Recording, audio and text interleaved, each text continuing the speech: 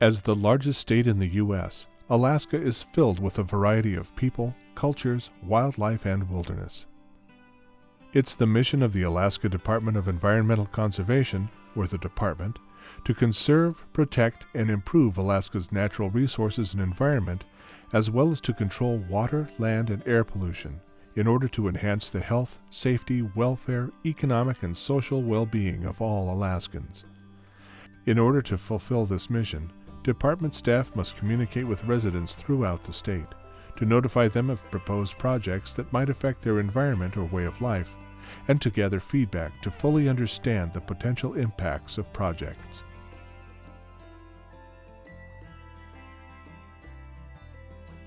While Alaska has several urban areas, there are a lot of remote and rural communities, many of which are largely inhabited by Alaska Natives. Many rural Alaska communities can be considered underdeveloped.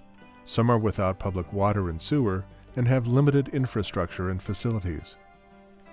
The department has a history working with tribal and rural communities in a variety of environmental improvement projects, such as building infrastructure for water and sewer treatment, cleaning up contaminated sites, and managing the discharge of pollutants into water and air. These efforts help ensure the health of Alaska's people and that the water, land, and air are being protected and improved. The department coordinates on projects with the potential to affect tribes and solicits and incorporates local and tribal concerns and priorities into agency efforts. Becoming familiar with Alaska Native cultures and traditions will help enable staff to coordinate on projects more effectively. When working with tribes and rural communities, it is important to attempt to understand traditional knowledge and how that knowledge may inform or affect decisions. The goal of the department's communication is to create an open dialogue environment so all Alaskans feel comfortable and able to work together, which is key to having their voices heard and the success of agency programs and projects. Having an understanding of Alaska Native cultures and practices will help department staff communicate more effectively. The following is some basic information about the Alaska Native population. They represent about 16% of the state's population. They reside in more than 200 rural villages and communities statewide. Many Alaska Natives incorporate the traditions, language, and subsistence practices of their culture into their daily lives. Alaska Native cultures are comprised of at least 11 distinct cultures that speak 22 different languages. They are generally discussed as 5 major cultural regions. The Inupiat and St. Lawrence Island Yupik people inhabit the Arctic region of the state. The area includes about 40 federally recognized tribes and 1 federally recognized regional tribe, the Inupiat community of the Arctic slope. There is a particularly close connection to marine mammals, especially whales, which are harvested, along with caribou, fish, and birds. Alaskan Athabascan Native populations predominantly reside in interior and south-central Alaska, and includes more than 50 federally recognized tribes. An important aspect of Athabascan subsistence is sharing, and kin-based networks dictate responsibilities for sharing within the community. Salmon, moose, birds, and berries are particularly important resources. The Yupik and Chupik people reside in western Alaska, in the Yukon-Kuskokwim and Bristol Bay regions, and on Nunivak Island. Values emphasize the importance of respecting the land and resources. Elaborate ceremonies detail the connection between the wildlife and the hunters. Important resources include caribou, moose, salmon, marine mammals, plants, and birds. The Unungan, or Aleut, and Sugpiaq or Alutiiq populations in southwest Alaska stretch from the Prince William Sound area down to the Aleutian Islands. The area is volcanic and extreme in geography and weather patterns. It includes 25 federally recognized tribes. Values emphasize a close connection to family and the environment. People have a vast knowledge of weather patterns, as activities in the region are dictated by a wet and frequently harsh climate. The Tlingit, Haida, and Tsimshian inhabit southeast Alaska, while the Eyak people occupy the southeastern corner of south-central Alaska. They share a similar matrilineal culture with important differences in language and social organization. Values emphasize balance and sharing. Formal gatherings known as potlatches are hosted to commemorate events and pay debts, and involve feasting, singing, dancing, and elaborate gift-giving ceremonies. It is important to remember that each culture has its own customs and language. You can learn more about Alaska Native cultures using resources described at the end of this DVD and in the companion booklet. Communicating with people from different cultures can be confusing at times, especially if there are language differences. Unfamiliar mannerisms, tone of voice, and habits can be misinterpreted and come across as ill-mannered or offensive. Every culture's communication style is unique, as is every individual's. With basic education, openness, and patience, people from different cultural backgrounds can communicate successfully. Starting a relationship off right typically leads to strong networks and healthy, constructive working environments.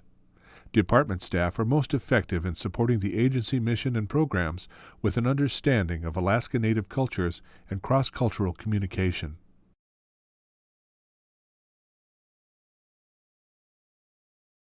Although many customs and mannerisms may be similar within some cultures, the methods in which a person communicates are unique to their individual personality.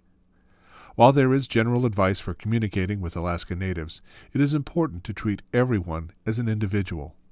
The following examples illustrate some common differences between non-Native and Alaska Native communication styles, and do not apply to all Alaska Natives or non-Natives.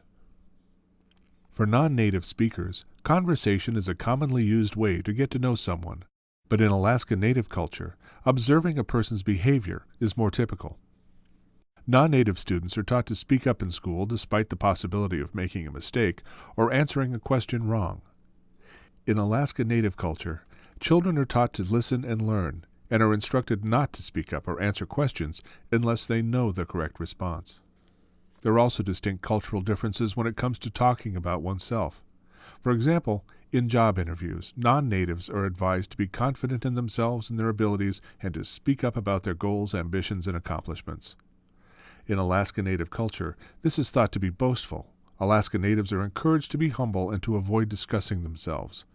Alaska Natives are discouraged from describing their goals and accomplishments, as it is believed that actions speak louder than words, and that others should discuss accomplishments on your behalf. The pace of conversation also often varies between cultures. Many non-Natives speak at a fast pace, often taking minimal pauses.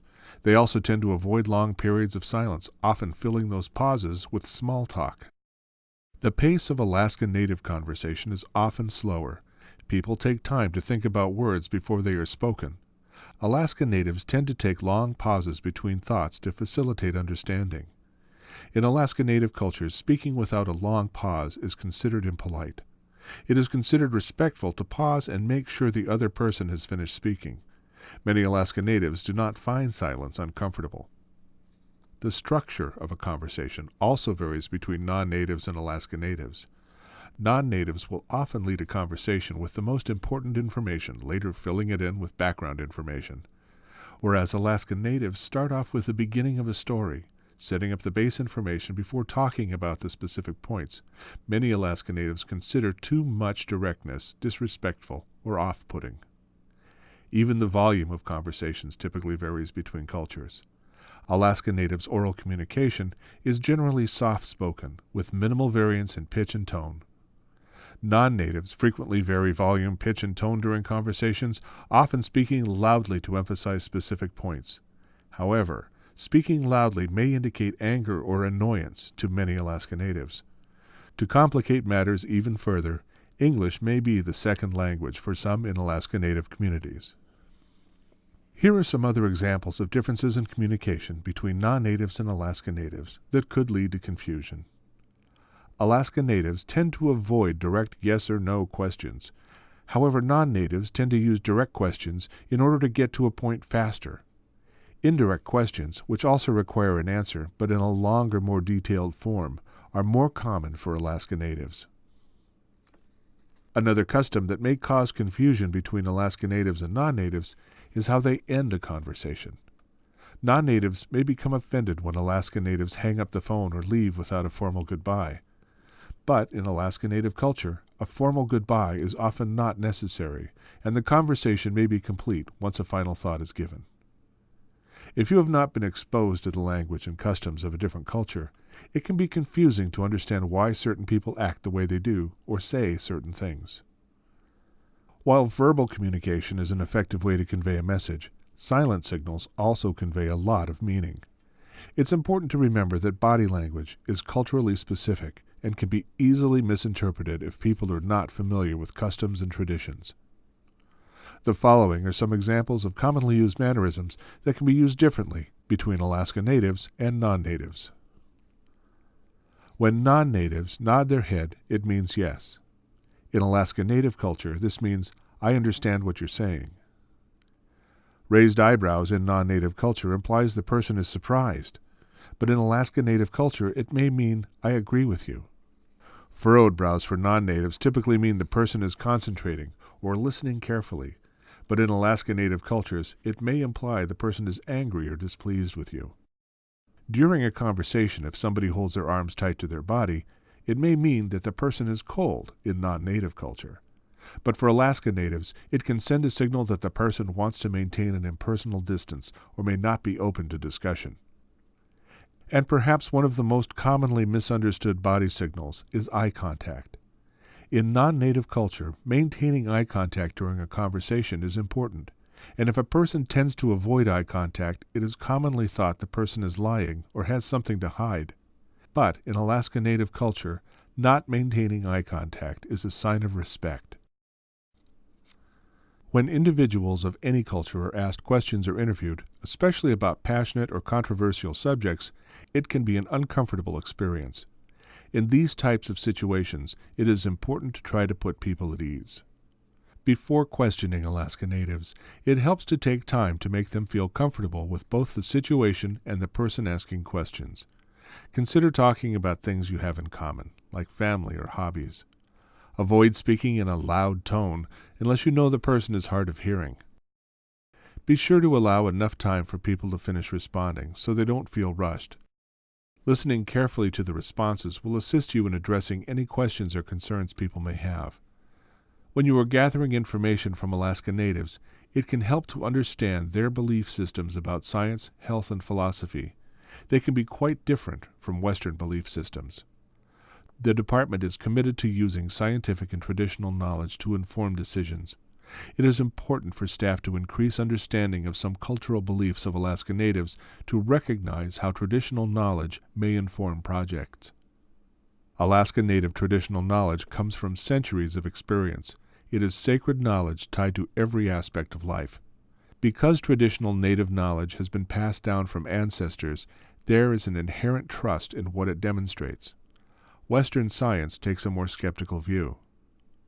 Traditional knowledge has ensured tribe survival for centuries, even when facing challenging conditions. Emphasis is on practical application of skills and knowledge, whereas in Western science the focus is on general understanding. In Alaska Native culture, explanations are crafted through stories. In Western science, explanations are based on hypotheses, theories, and laws. Together, traditional knowledge and Western science can be used to inform and enhance agency programs and decisions. When working with Alaska Natives, it is important to remember that the department's actions and projects can impact their subsistence resources and land. Cultural identities and activities revolve around the land and its resources. It is important to remember to be sensitive to this and to cultural differences.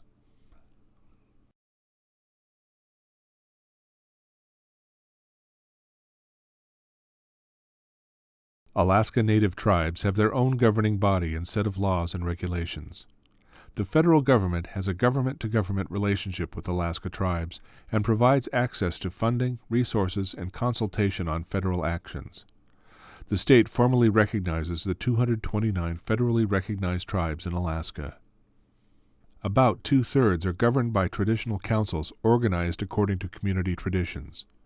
About one-third were formed under the Federal Indian Reorganization Act, also known as IRA, and are organized through a federally approved election process and tribally adopted constitution and/or bylaws. Traditional councils and IRAs may both govern through laws, regulations, social services, and a judicial system. Tribes are nonprofit sovereign entities and treated as important stakeholders by the department. Note that many tribes also own for-profit corporations or have a for-profit arm with a similar name. Tribes generally possess sovereign immunity from lawsuits by individuals or the state, unless immunity has been specifically waived or Congress has stated that they can be sued under specific circumstances. It is important that the department staff understand the nature of the entity they are working with and the basic organization of the community before the visit. The department's companion booklet and tribal organization directory will aid you in these efforts. Department staff should check the list of federally recognized Indian tribes published annually in the Federal Register by the Bureau of Indian Affairs.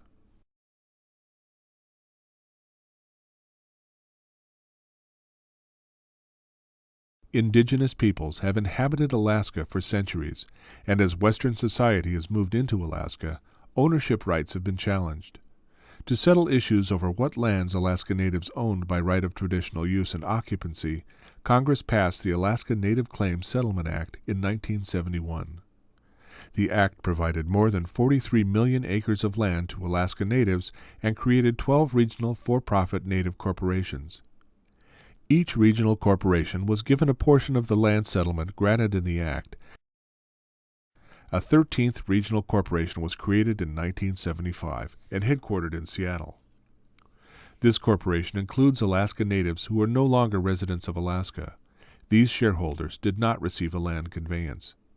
To provide additional economic, cultural, political, and social preservation and advancement of Alaska Natives, more than 200 village corporations were created. Regional and village corporations are for-profit and treated much like private industries by the department. Their mission is different from that of tribes.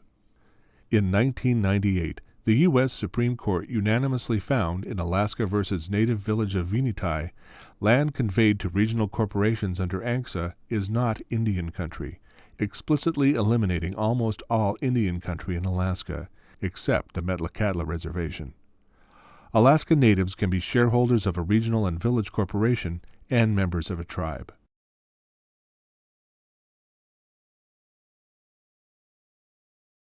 While individual communities have tribal and local government leaders, state and region-wide organizations also formed to represent Alaska Native issues of concern. Alaska Native-affiliated organizations are private interest groups and not treated as for-profit or government by the department. Organizations can be utilized by department staff to communicate agency messages, but views of the organizations should be considered in conjunction with views of local and tribal governments.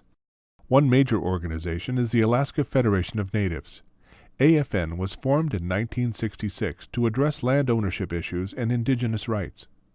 AFN successfully pressed Congress to pass ANCSA by 1971. Today, AFN works to enhance and promote the cultural, economic, and political voice of Alaska Native communities. Examples of other state and region-wide organizations include Alaska Native Brotherhood and Sisterhood, Association of Village Council Presidents, First Alaskans Institute, Nelson Island Consortium, Tanana Chiefs Conference, and Yukon River Intertribal Watershed Council. While many initiatives and regulations have been set forth to assist Alaska Natives and help sustain their communities, there are several issues of particular concern to Alaska Native communities. These issues generally fall into certain categories, including the protection of subsistence hunting and fishing rights, federal appropriations and grants, conveyance of land and land exchanges between Alaska Native organizations and the federal government, and advocacy on social issues such as health, education, and cultural preservation. Now that you have a basic understanding of Native culture and communication methods, here are some ways you can prepare to be successful when coordinating with a rural area.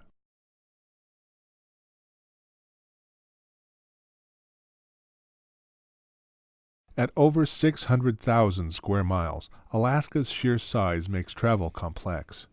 Unlike the lower 48, most of Alaska's rural areas are accessible only by plane, boat, ATV, and snow machine. Because of limited transportation, technology, and infrastructure, preparing to visit a rural community can take a long time.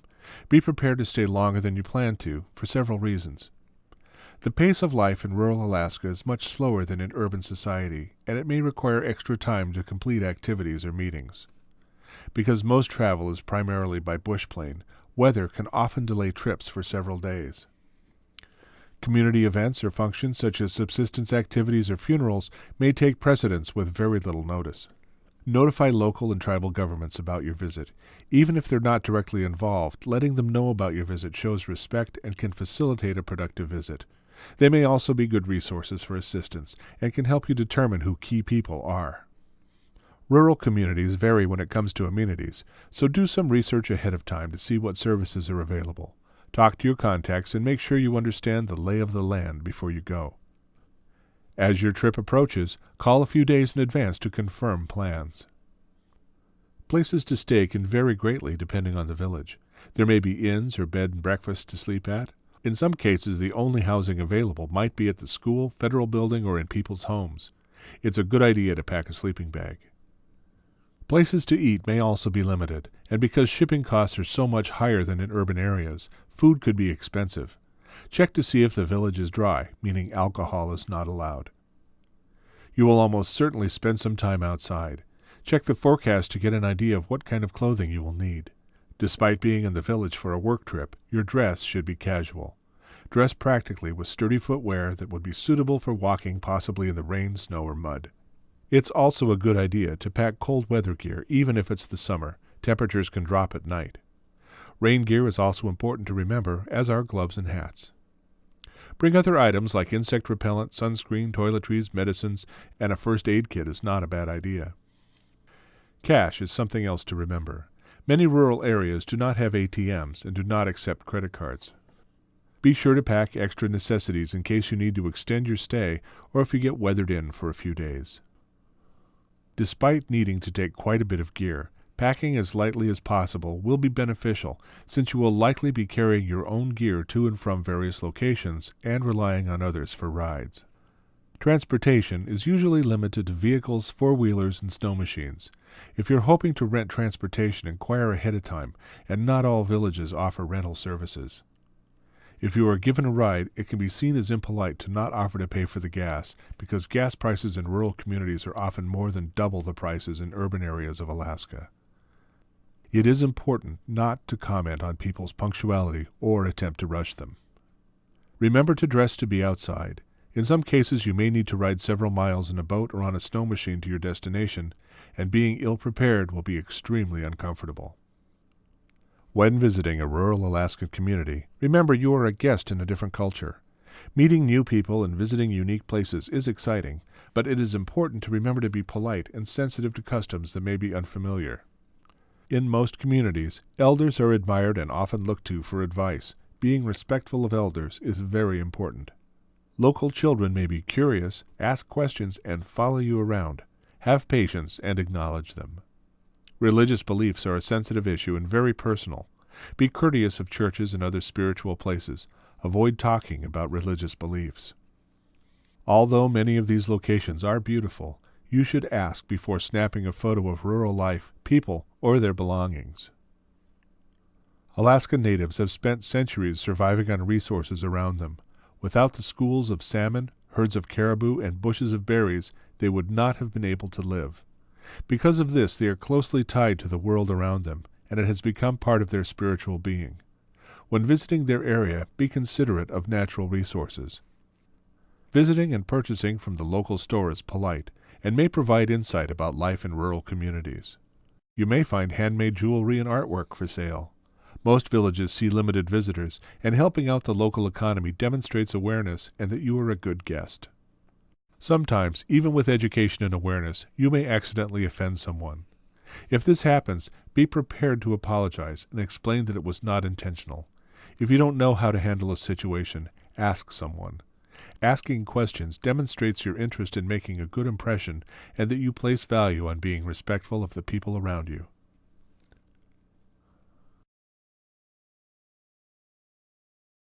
There's a lot to consider when preparing to host a meeting in rural areas of Alaska. Be sure to begin your preparations well in advance. First, You should pick a season where residents aren't busy with subsistence activities. Many depend on harvesting fish for income and food, so it's best to avoid peak harvest times. Before setting a date, check with local tribal leaders to make sure key people will be available and that the meeting interferes with the fewest activities.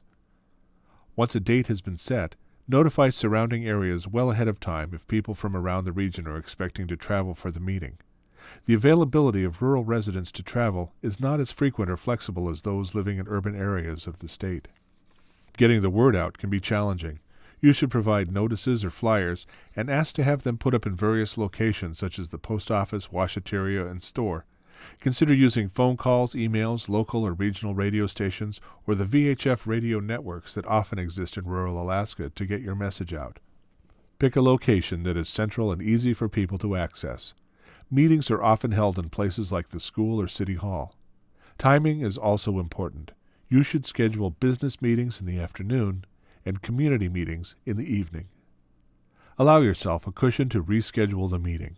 Even with careful planning, subsistence activities, unexpected events, or weather can alter plans. Public meetings are a great way to disperse and gather information. In rural areas, these types of meetings are typically well attended. There are a few questions you should research to prepare for the meeting. Understand what the audience knows about the topic, what is at stake, what the attitude will be like, especially if it's a politically charged issue, and what decisions, if any, need to be made. It is important to understand the interest level and awareness of your audience so you don't appear ill-informed or condescending. When talking about the meeting, it's important to promise only what you can deliver. You are a representative of the state of Alaska, and any statements or promises can be taken seriously and viewed as the state's position as well as the department's. When presenting information, do it in a way that's easily understood, but be sure not to talk down to the audience. Explain any acronyms the agency may use or terms that may not be familiar. Depending on the format of the meeting, there will be time for discussion and questions. Be patient, especially with elders. While elders are speaking, do not cut them off or interrupt. Their statements will be highly regarded by the audience, and it would appear rude to rush them. Answer questions openly and honestly, even if that means admitting you don't yet have an answer. Visual aids and handouts are a great way to display information. Consider bringing maps, facility diagrams, photos, or other items that may enhance understanding the issue. Check with community leaders to see if a translator is needed to speak to attendees in the language of the area. If so, work with community contacts and administrative support to plan and compensate accordingly. Offering refreshments to guests is a common courtesy among Alaska Natives. You should consider doing the same for meetings. Fresh fruits and things that aren't readily available locally are particularly appreciated. Remaining refreshments are often left as gifts. Providing food is seen as a respectful gesture and can be an important element of engaging Alaska Native cultures.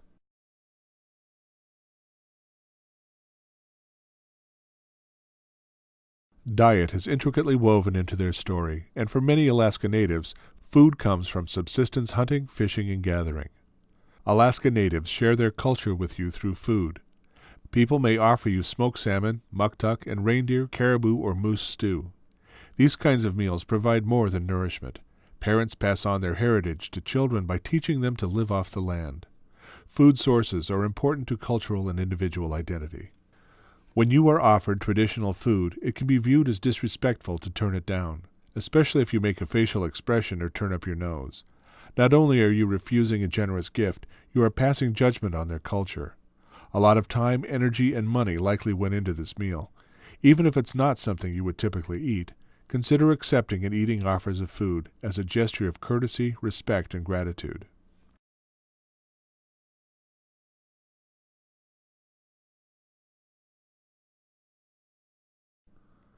The federal government uses their government-to-government relationship with tribes, but the state of Alaska does not have that framework for working with tribes.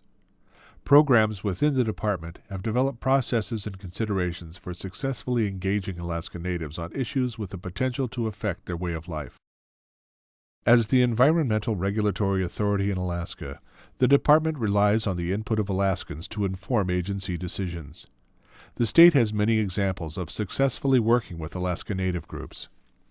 Here are two examples of where the department successfully collaborates on issues with the potential to affect Alaska Native tribes. The department established the Reuse and Redevelopment Program to support revitalization of brownfield properties across Alaska. Brownfield sites are properties which the expansion, redevelopment, or reuse of which may be complicated or delayed by the presence or potential presence of a hazardous substance, pollutant, or contaminants. Technical support and assistance and limited funding are provided for assessment and remediation activities at qualifying sites. The department hosts an annual Alaska State and Tribal Brownfield Workshop, which builds lasting relationships with tribes managing EPA state and tribal response program grants, and developed the Alaska State Tribal Response Program Brownfield Handbook as a resource for tribes. The department solicits requests for assessment or cleanup projects and organizes pre- and post-project stakeholder meetings by teleconference. The department coordinated with the McGrath Native Village Council to complete an assessment at the site of the former McGrath Tribal Hall, which had burned down. Before reconstruction, the tribe needed to understand potential environmental concerns. The department assessed the site, removed an underground tank, and confirmed cleanup through sampling. Project results helped the tribe to supplement funding it had already secured to redevelop the property. The department established the Alaska Pollutant Discharge Elimination System program to manage permitting and compliance of wastewater discharge. A public participation process that includes early notice and involvement opportunities for local and tribal governments was developed. Additionally, the department secured a state environmental justice cooperative agreement grant to provide training and outreach, create guidance and other tools to facilitate tribal involvement in the program, and develop a communication protocol ultimately signed by the department's commissioner and tribal chiefs from 6 Yukon-Koyukuk region villages. During the early notice process for a proposed individual APDES permit to a small suction dredge operator in the Sand Point area, 3 potentially affected tribes were identified and sent informative letters and maps. One tribe expressed concerns about areas they identified as fragile and highly productive. The department addressed tribal concerns by incorporating restrictions within a general permit for small suction dredge operators that excludes discharge in areas the tribe was concerned about, including kelp, shellfish, and eel and seagrass beds. Department staff that are knowledgeable about Alaska Native cultures and cross-cultural communication help to better support the agency as it successfully accomplishes its mission to protect human health and the environment.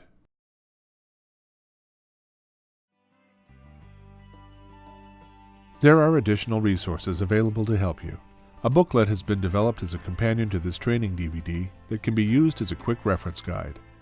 A directory of tribes and tribal organizations in Alaska has also been developed, and each year the Bureau of Indian Affairs publishes the list of federally recognized tribes in the Federal Register.